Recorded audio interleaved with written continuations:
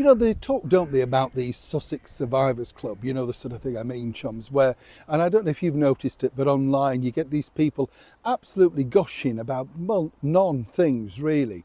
Now, of course, you could describe these people as dedicated fans. You know, the sort of person, when you put out a single or an album or a film, you've always got those dedicated people that will say, "Oh, they're terrific," and you know the film's rubbish, the record's rubbish, but they will always back them up. What's interesting when you look at the relationship with Harry and Meghan and their very much depleted staff is the way that they controlled the staff.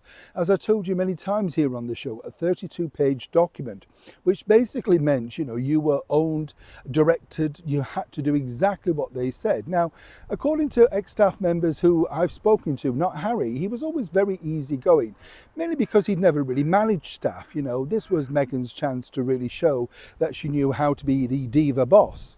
Almost like the Mommy Dearest character in the Joan Crawford film with Faye Dunaway.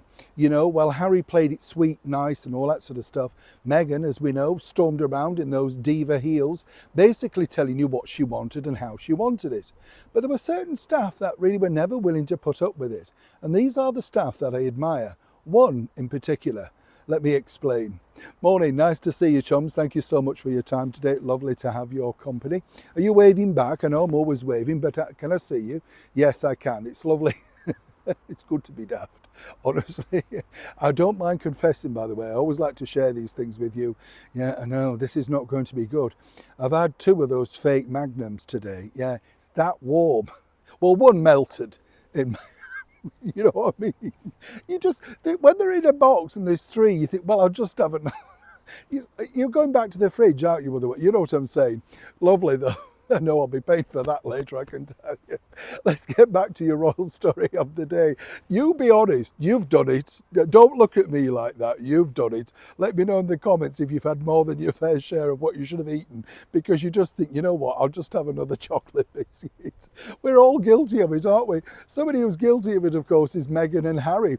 Now remember, the way that they treated their staff, and many of their staff have claimed they needed therapy and all that sort of stuff.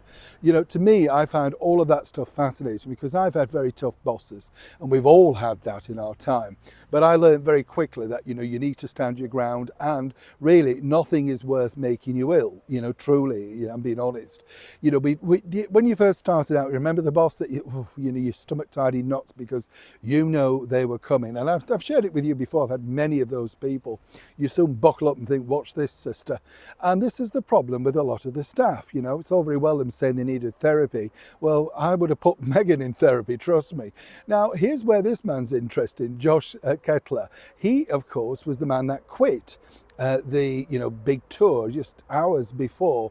Basically, I always said making a stance. You know, making that, basically saying, you know what, I'm out of here, I can't stand you anymore. But they painted it as, oh, the end of the contract. Da, da, da. We know differently.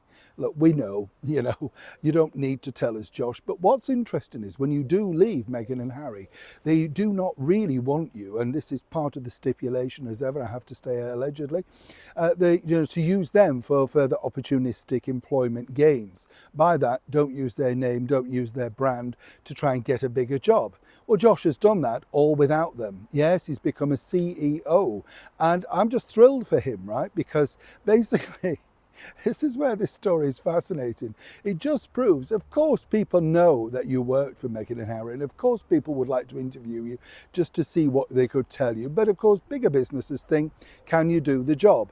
Josh, as I say, has just been appointed CEO of a brand new company, doing incredibly well, and proven a massive slap back in the teeth to Meghan and Harry that he didn't need them, he didn't need their job, their prestige, their power, their name.